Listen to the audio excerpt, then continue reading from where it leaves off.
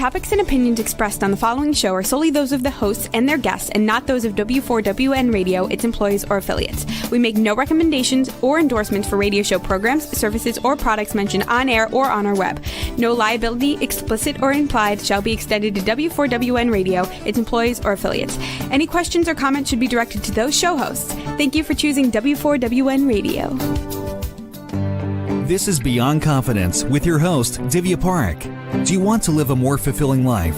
Do you want to live your legacy and achieve your personal, professional, and financial goals? Well, coming up on Divya Parekh's Beyond Confidence, you will hear real stories of leaders, entrepreneurs, and achievers who have stepped into discomfort, shattered their status quo, and are living the life they want. You will learn how relationships are the key to achieving your aspirations and financial goals. Moving your career or business forward does not have to happen at the expense of your personal or family life, or vice versa. Learn more at www.divyaparekh.com, and you can connect with Divya at contact@divyaparekh.com. This is Beyond Confidence, and now here's your host, Divya Parekh. Good morning, listeners. This is Divya, and so excited to be here with you. I have a wonderful story to share. So I go walk on a trail, and usually there are a lot of runners, a lot of people riding their bikes. And I would say just like a week back, this wonderful, wonderful lady. Oh my goodness, her energy is just amazing. She will go down the road and sing good morning in her sing-song voice to each and every one. And there's so much energy there that you will not believe that I have come to look forward to seeing her. And that's the type of energy that you can share, or it doesn't have to be exactly like that, but you can be just yourself and still bring kindness to people. So I wanted to share that kindness comes in many forms. It does not have to be one defined form. It can be just sharing of yourself. So it has started out my day really, really right on a good, strong note and with a lot of positive energy. So thank you to those of you who have got our books. And I got to share like another story around my book. It was so beautiful. Recently, I was working with my client, and then on our second call, she comes and tells me, Divya, if anybody does not have expert to influencer, they need to have it. It should be on the reading list. And I was like, okay, where did that come from? What a wonderful surprise. Because she saw the book on Zoom right behind me, went and bought the book, left me a review, and gave me pictures with my book in her hand. And I was like, oh my goodness, what a beautiful surprise. So folks, that again, going back to the kindness thing, kindness comes in so many different forms and ways, and I can share that. I've been such a recipient of kindness throughout, and I'm sharing kindness in my own ways. So if you have not bought our books, please get a book so that you can be the influencer you want to be and have those relationships in your lives with money and with results and with time so that you can live the joyous full life. And it's a full circle. Together, we get to impact entrepreneurs across the globe through kiva.org because we take partial profits from our book sales and share it out there. All right. So glad that you have joined us, and let's bring on our guest. Well, good morning. Good morning, Sonny. How are you? I'm doing fantastic and in a positive mood. Thank you for that introduction, for the positive energy. Oh, that's good to hear. So, Sonny, share with us if you recall a moment from your childhood that still stands out for you today. Well, the wonderful thing about life is that there's a lot of great things happening as long as you look for it. Sometimes it's mixed. For me, when I was in school, there was I was always a pretty good student because I was very, very shy, very, very quiet, and so one of the kids nicknamed me Smiley because I wouldn't say anything; I would just smile. But the very important thing and impactful thing about that is that even though I wasn't necessarily trying, my smile was contagious to other Mhm. people. And so, sometimes you don't have to say anything, but one of the most memorable moments of positivity in my childhood was when I was just nicknamed Smiley because I would just smile. It's like, I don't know what to say to you. I don't know what to say. I was always a new kid in town. So I was like, I'm just going to smile. And that actually ended up being a really great formula for positive energy in my life going forward. Oh, that's so beautiful. And you mentioned that you were always the new kid. Tell us more about that. Well, I grew up, I would say poor. My dad was a sheep shearer. Mm. And for those that are unfamiliar with sheep shearing, they only get shorn, or whatever the word is exactly, shorn once a year. And so you can't necessarily shear the same sheep throughout the year. So what we'd have to do is we have to actually travel and migrate across the Midwest, all the way from South Dakota down to Texas throughout the year to be where the ranchers were.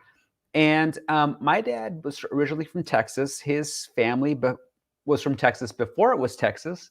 So we go back, probably, since I sheared as a high schooler, I would be the fourth generation sheep shearer. And Oh, wow. that the result of that, growing up in farm country, living out of the back of a truck at times, sleeping in parks at times, some people might see it as a challenging life, but we saw it as an adventure.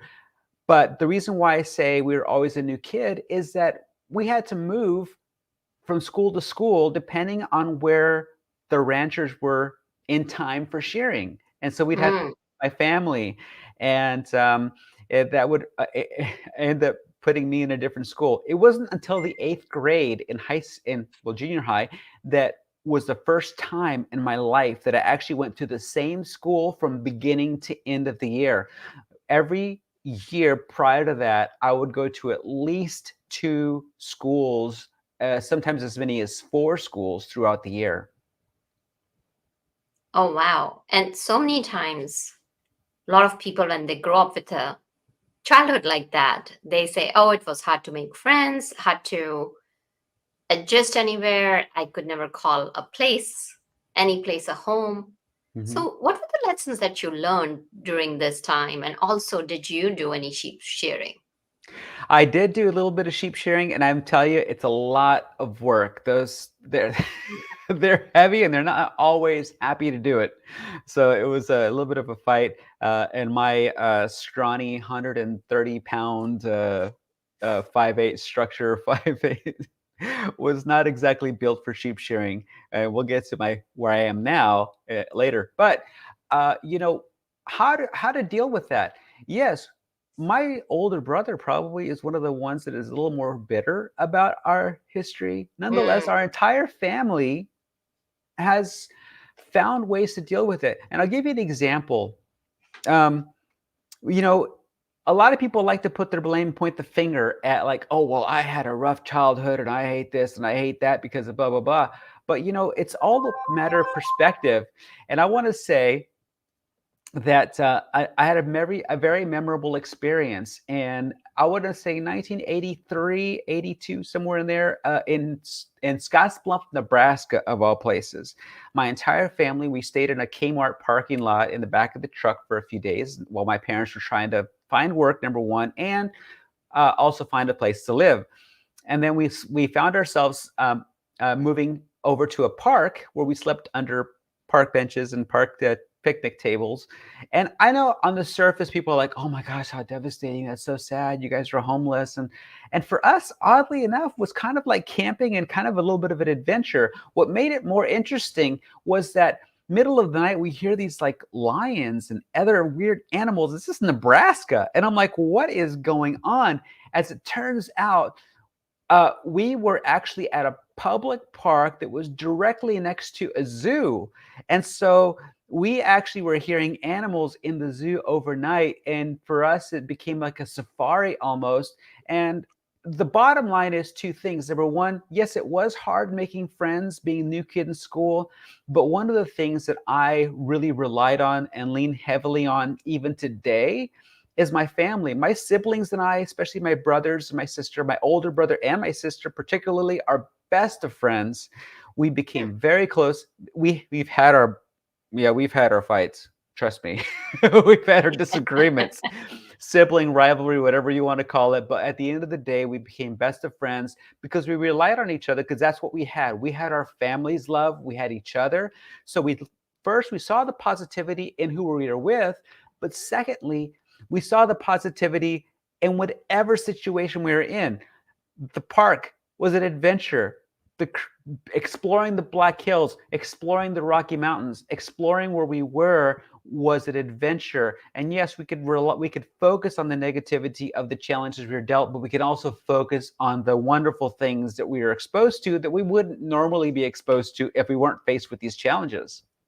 Yeah, definitely. When you put it that way, Sonny, think about it. How many people would develop the skill sets that you developed? Like, when you're moving from town to town, you don't have a stable job, you're getting that adaptability and resilience skill where you learn to bounce back on your feet.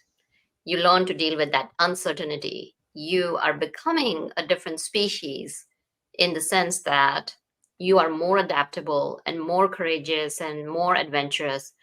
So it's again like, as you went back to sharing, that you can look at things either with positivity or with negativity. There's always two sides to a coin. All right. So as you grew up and once you moved through your high school, what came next? Well, I took a path less traveled. And what's really interesting is, again, like I said earlier, is that when you are faced with adversity or even positivity, you have to learn to kind of embrace it, or really open your eyes to what's in front of you. And this is a really exciting opportunities that we face in our lives. Two things happened to me in high school. Number one, I went to a concert, REO Speedwagon and a Cheap Trick, back in the early 80s. And oh my gosh, my life was changed. I love music. I was in love with rock and roll. And it opened my eyes to a whole new I want to say I want to say life, but it wasn't really a life. It was just a lifestyle of just listening to music and being part of that culture. And so that was the one thing that really was pivotal in my life as a young teen. I started to play guitar and I wanted to be in a band, but being in farm country, there's not a lot of options for, I was in a high school of, well, let's put it this way. I was in a graduating high school class of 9 from Bethune, Oh, wow. Colorado. So 9 people? 9 people. The population of my entire hometown is 183, I believe, in the last 2020 census. So Oh, wow. I grew up in a very, very tiny. Now, we did move quite a bit, of course, traveling across, but we kind of call home base Bethune, Colorado, because that's where we spent most of our time when we'd always find ourselves between work. And eventually, when I was in 8th grade, we settled in, and that was our permanent home back in Bethune. But what I discovered through those high school years is that I loved music, and that led me to a very important next chapter of my life, because I knew being in farm country, sheep shearing, and out there working those fields was not really for me. I was like, you know what? I don't know that working in the dirt is necessarily for me. And this is where being surrounded by dust and mud and dirt was where my journey started. But my next chapter, of course, took me to another place. And what was pivotal, the catalyst, was I wanted to be in a band. And so, leaving Bethune, Colorado at 18 years old, I moved to Denver, Colorado, with the idea of, well, I don't know what I want to do, but the one thing I want to do first is get into a band. And that was challenging, but it ended up happening and changed my life. So were you singing? Were you playing? What was your role in the band? I was a terrible singer. I was but I was I was a bass player. Back in high school, just to rewind slightly, because there wasn't a lot of opportunity to join other bands, I learned how to play guitar, I learned how to play bass, and I learned how to sing a little bit of drums. And so kind of faked my way through it. Primarily started writing songs and getting ideas. But I focused it on bass playing. And the opportunity that first popped up when I moved to Denver, the first year in Denver was a disaster. A lot of things happened. Happened to go home briefly, and then 1991, I had just turned 19, and I said, you know what? I'm determined. We're going to make this happen. I went back to Denver. I joined a band as a bass player, and that opened my eyes to a ton of opportunities, and it was fantastic. I was born again in a way into a new sunny blaze, because I realized, hey, I found a place where I belong. I was no longer in those fields. I was no longer okay, I had long hair, by the way, back in the day. Long hair, and yes, a little poofy. Well, And in our so youth, we all have done. so that was where the big transition happens from this farm to the city. I've been playing music ever since, but I started as a bass player and a rock and roller. But then another opportunity popped up, and a lot of things changed in the early 90s. Hmm. So curious, what did your siblings decide to do? Did they stay in the family business or did they also move out of it? Actually, we all kind of went our own direction. My oldest brother, uh, being above the other two, and I don't want to say sibling favorites because I love my siblings, but my older brother and I are definitely best friends, and we both got into music. He is a great guitar player, but really had a challenging time working in terms of a band structure. So he became a sound guy, Hmm. and doing sound, working in pro audio. He and I worked together a lot through the 90s. He was always my sound guy for when my band was playing, and he actually moved forward, and even now he works for a company called NEP, which what they do is they do pro audio for major events. Let's just say, for example, you have the Super Bowl. The stadium has to get their video feed to the TV station. So what my brother does is he works in the truck that's parked at the stadium, relaying all the video and audio from the stadium to the TV station. And so he ended up finding a really wonderful connection with his music love and audio love, and worked mostly in television. He's worked for various channels over the year, Fox 31, Channel 2 in New York City, and a number of other stations. But his primary love has always been audio. My youngest brother, he also sheared sheep, just like me and my brothers, all my youngest brother and my oldest brother. But he also knew he needed to get out of the farm country, and he ended up working in construction and worked his way up. Now he's a safety director at safety training director at a major construction company out of Mesa, Arizona, and Phoenix, Arizona. My sister was also a great singer. By the way, my little brother was a great drummer, but he didn't really pursue that. He was more athletic than anything else. My sister, she actually sang quite a bit with me at church over the years, still does. But she moved to Arizona with her late husband several years ago, and decided to go into the education. So now she's in administration with the University of Phoenix, I believe. Forgive me, I don't remember exactly the university she's with, but she is actually in the administration side at a university. So none of us are in farm country anymore, but we do appreciate where we came from, and we always remember that we learned a lot of lessons there. Oh, what a fabulous journey for all of your siblings. I'm sure Mhm. y'all are very proud And my of your parents are proud too. accomplishments. Yes. So, from the band, sounds like you really had a great time. What did you learn, and how did you take that learning to the next phase of your life?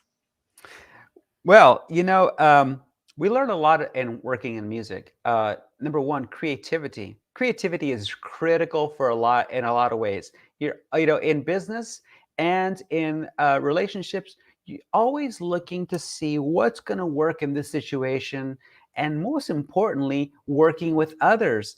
I'm a huge proponent and huge supporter of education through music.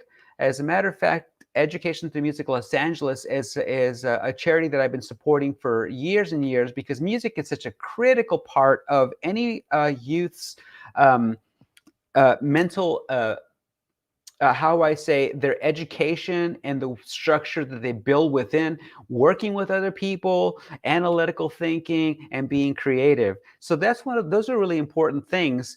And I want to make a transition here, because one thing that accidentally happened to me when I moved to Denver, and at 18, 19 years old, there's one thing we're always hungry for, is we need a job, right? And so I was working in landscaping in the summertime when I first moved to Denver.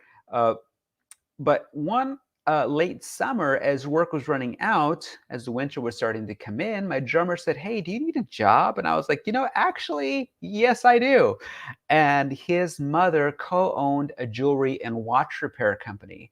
And I Mm, accidentally encountered that position. And I said, what do I have to do? I don't know anything about jewelry. And he says, well, no worries. All you have to do is you have to just deliver and pick up jewelry repairs from all the mall stores. Uh, whether it was Zales, Hellsberg, uh, Lord and Taylor, all these different places we were doing repairs for.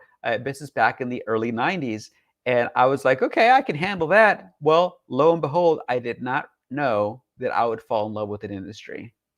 mm. So, tell us about that industry. I'm assuming, let's reveal how you went into the diamond industry.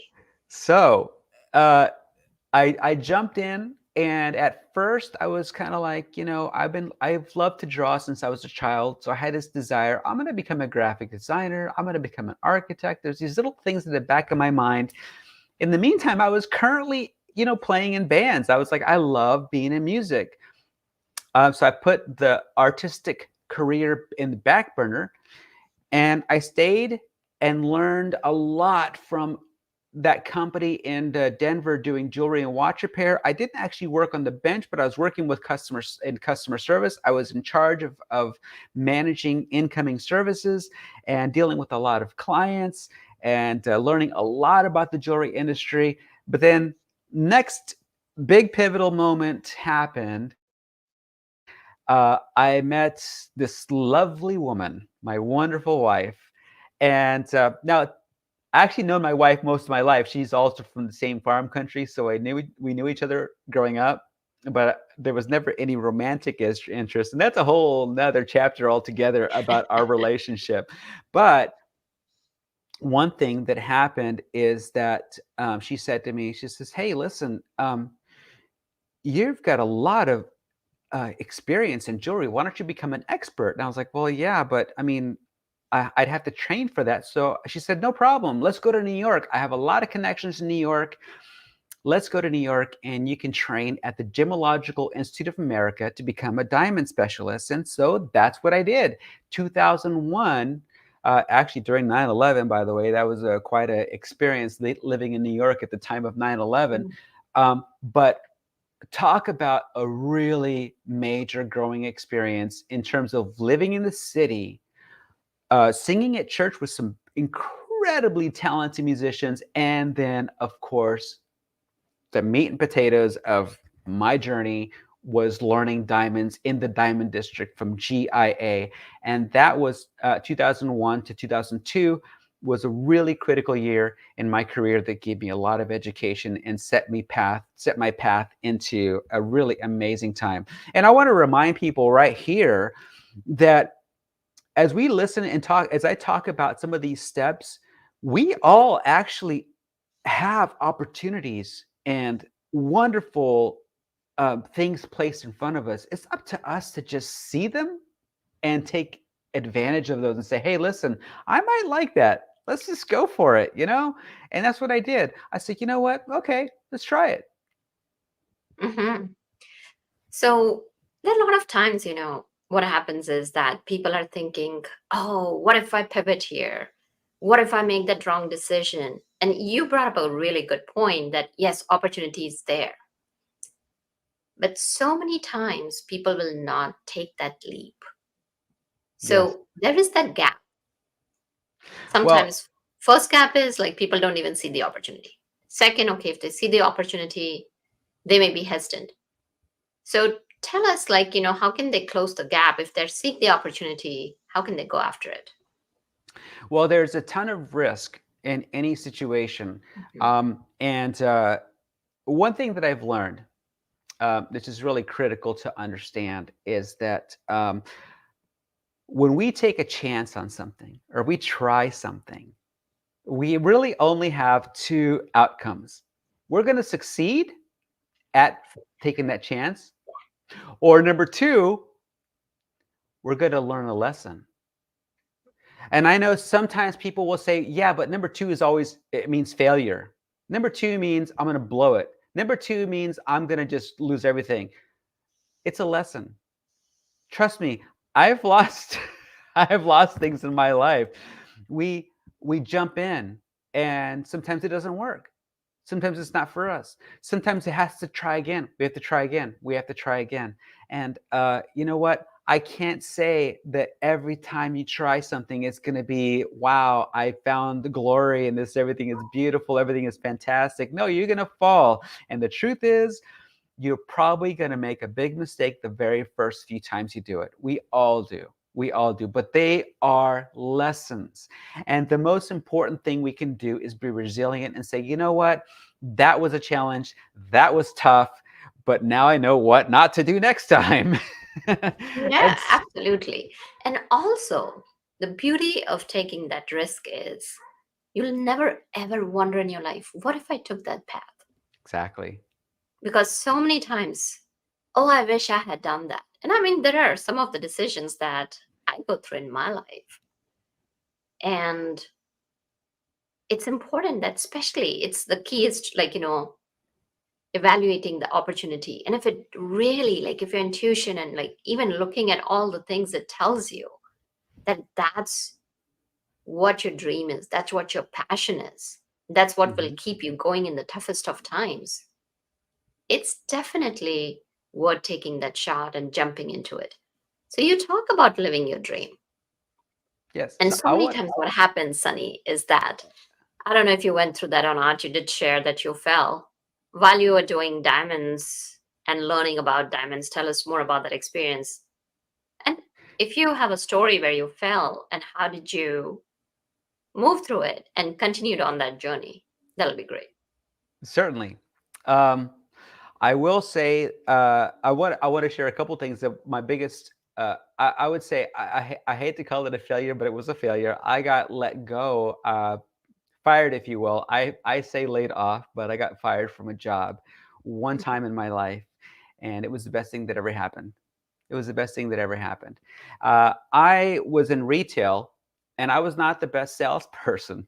I was really fantastic at educating the client. I was really fantastic at talking about jewelry. I was really fantastic at connecting, but I could not close the deal. I was not good at taking people's money. I was like, okay, now give me your money. I had a hard time with that part of it. And so that was a challenge for me and it didn't work out. But I want to outline something in kind of a little bit of a hypothetical here. And this is a kind of really great lesson for people to learn and maybe remember. is that we will come to the end of the road in our careers, in our lives, in our relationships, every now and then. And it's devastating. It's devastating. I'm not gonna say that it's not painful. I'm gonna say that that's all happy-go-lucky. Think about it this way. This is the way I've always seen it. When you get to the end of the road, you have to look at what the opportunities are. Okay, you're at the end of the road. Is there a left turn or a right turn to continue on another road? Look for those options. Number two, is it a, a time for you to make and pave a new road, which is what I did. I said, you know what? I'm at the end of my journey, but I'm going to just forge forward where there's no road and make a road for myself. Now, sometimes I know it's hard to do this one, but if you come to the end of the road, sometimes to me, you got to go back and start over again. Try a different career. You might be cut out for something completely different. Or finally, for some people, they get to the end of the road and say, well, I just don't see my future now. It's like, well, you know why? Because you might be where you're supposed to be. You might have arrived. Are you content? Are you, look at what you have as opposed to looking for the dream, the big blah, blah, end of the rainbow. Maybe you're already there. Enjoy your family, enjoy your life, enjoy where you are and what you have in front of you. So you might think it's a dead end, but you're actually arrived where you need to be. So I want to rewind back to when I was let go and I was forced to move. And this actually was, there's another critical step that happened after this. But so I wanted to be and when I was in retail and studying diamonds, I thought that, well, maybe I want to be an appraiser, a diamond specialist. And so I focused my efforts on that. And I did that. When I was let go in Colorado, it forced me to make a choice. So we moved back to New York. I went to work for the Gemological Institute of America, where I became a diamond specialist. I even joined an elite team of diamond graders where I got to see the most amazing diamonds in the world. I got to be within a couple of feet of like the third largest diamond in the world. I got to grade fancy colored diamonds that probably one in maybe a million people get to see in their lifetime. I had to make these choices of the quality and caliber of these diamonds, putting me in a very unique position, probably one of 20 people in the world that could make these kinds of decisions. And it was exciting and it was wonderful. So that getting let go in Colorado forced me to move forward and become a diamond specialist at GIA through this was back in 2004 to 2007. And those years were really critical in my education, but it didn't get me to where I am today necessarily. It just kind of prepared me to some degree. And we'll get to the next chapter in a minute. Yeah, every piece of the journey becomes the foundation of the person you're meant to become. And what you're becoming.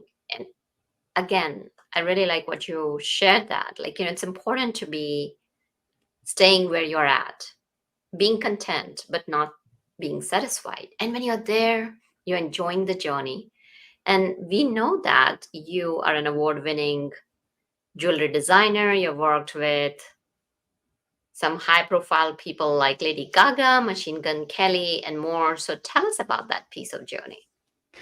Well, again, I have a great love for music, and I've been in music for a long time. I've been actually playing in church, and I want to kind of a side note here for a second is that because I want to talk about how I ended up there working with some high profile individuals. I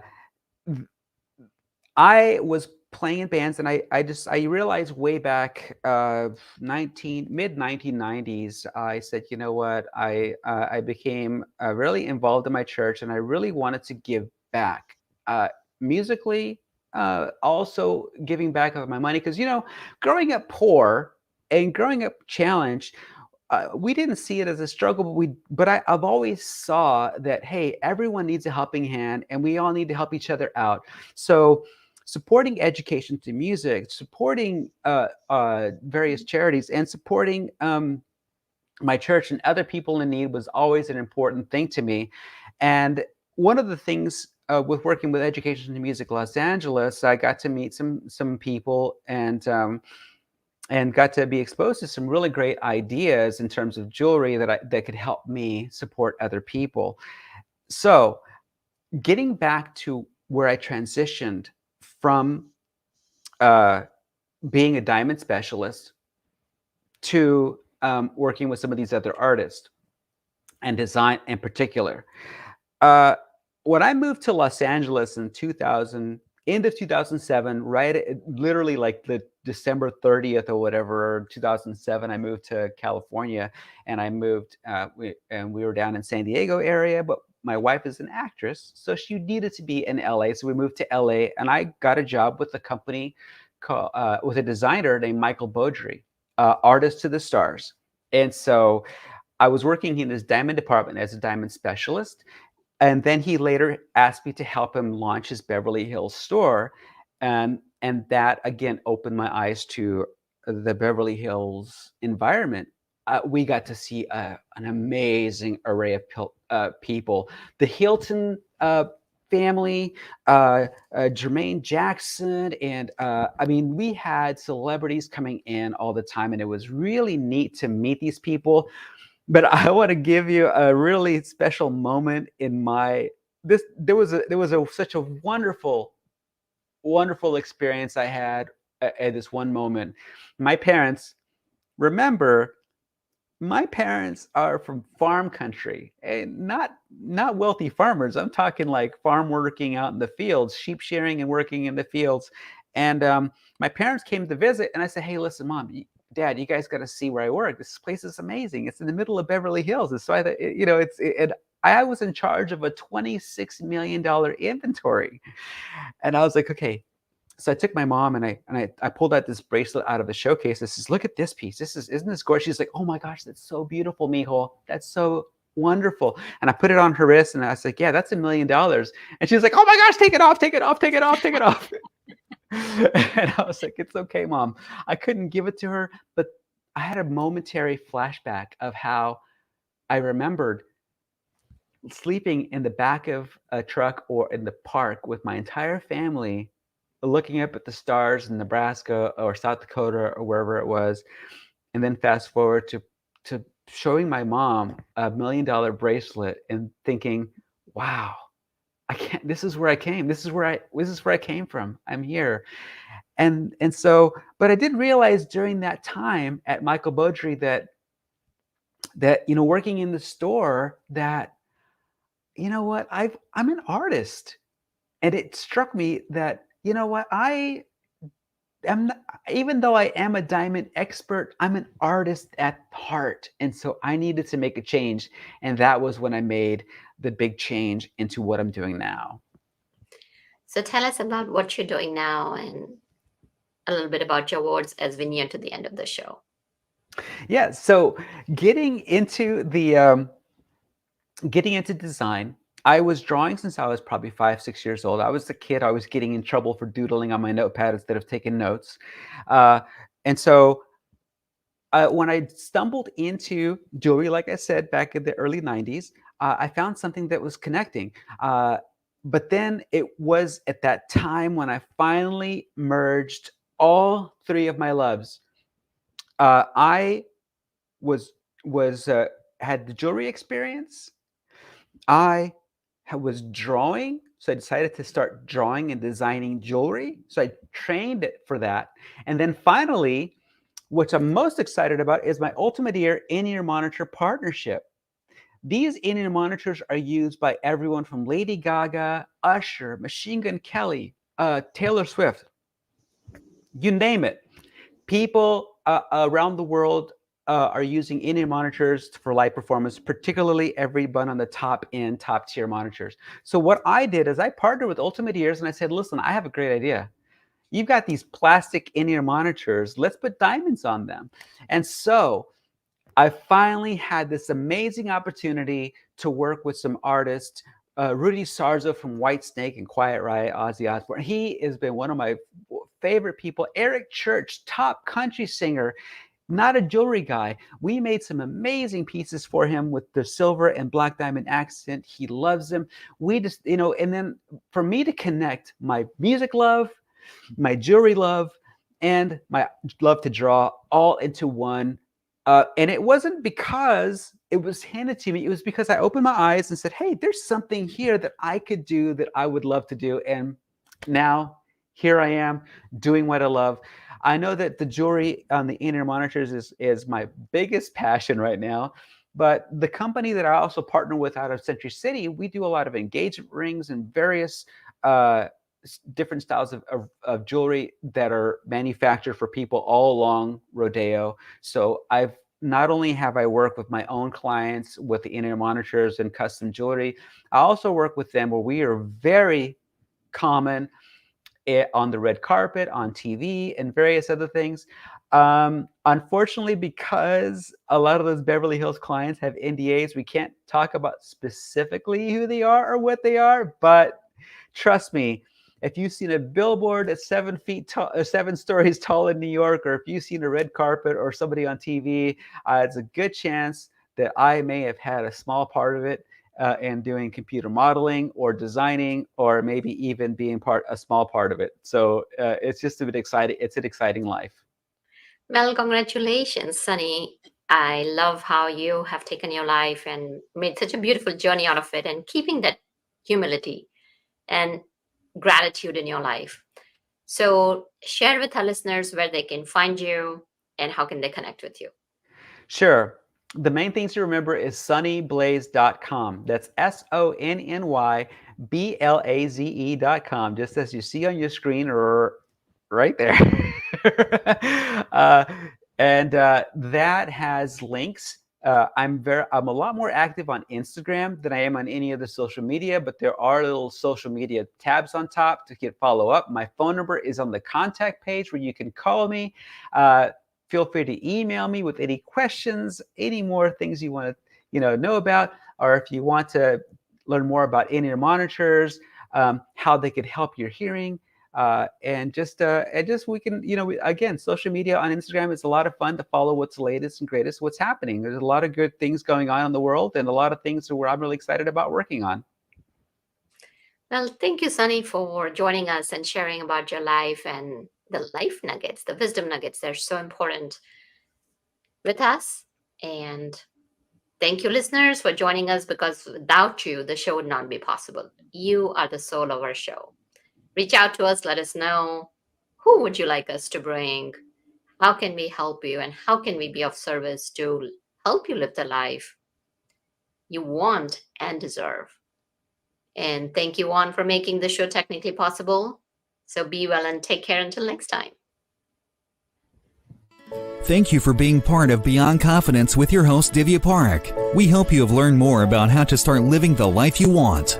Each week on Beyond Confidence, you hear stories of real people who have experienced growth by overcoming their fears and building meaningful relationships. During Beyond Confidence, Divya Parekh shares what happened to her when she stepped out of her comfort zone to work directly with people across the globe. She not only coaches people how to form heart connections, but also transform relationships to mutually beneficial partnerships as they strive to live the life they want. If you are ready to live the life you want and leverage your strengths, learn more at www.divyaparekh.com. And you can connect with Divya at contact@divyaparekh.com. We look forward to you joining us next week.